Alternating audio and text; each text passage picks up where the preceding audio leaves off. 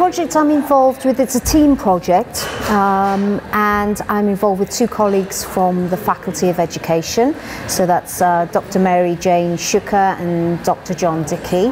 And we're looking at the development of early literacy skills and how public libraries might support those early literacy skills. So early literacy skills are the skills that children develop as important precursors really to the more formal conventional literacy. Skills. Obviously the home environment and any childcare setting will have a huge impact on the development of these skills.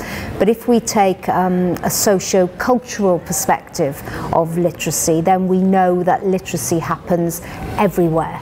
So we've been going around the country. It's been good fun watching public library story time, observing the story times, and also talking with the librarians as well about their approach to story time. The formats of the sessions were often very similar.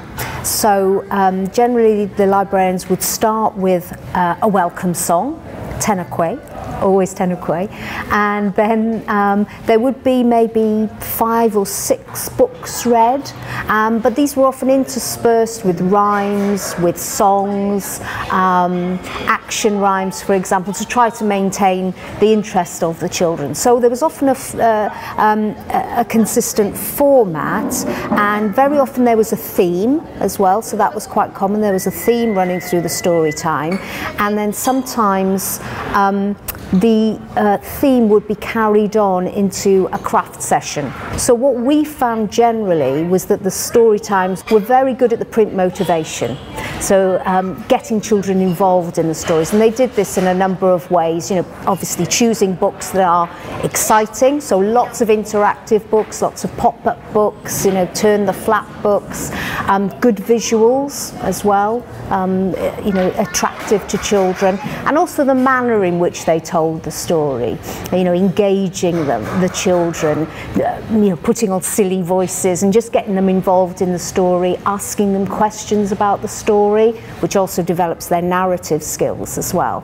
So the story times were excellent at that, and that is very important because you know, reading for pleasure has a whole range of benefits. The one aspect that they didn't really cover in any of the sessions we saw anyway was the letter awareness.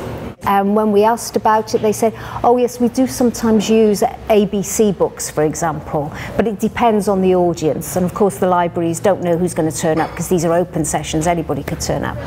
All the library sessions that we saw went really well. The children were so attentive, they were so engaged, which is, you know, a testimony really to the skills that the librarians have. There's a lot of on-the-job learning, I think. So generally, somebody who's not experienced at storytelling would watch a more experienced librarian and learn from them. The librarians who had had formal training said that it had really helped them, and that they learnt new techniques and how to engage the children.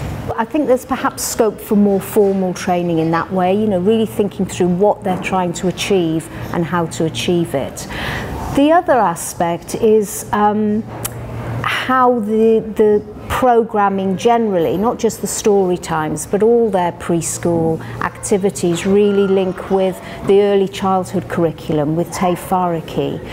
When we asked the librarians, they'd all heard of Te Whāriki, but generally through being a caregiver themselves, I don't think they'd consciously thought through how their programming, how their story times linked in with the strands of Te Whāriki. And I think there's scope there for exploring some of those connections in more depth and in more detail.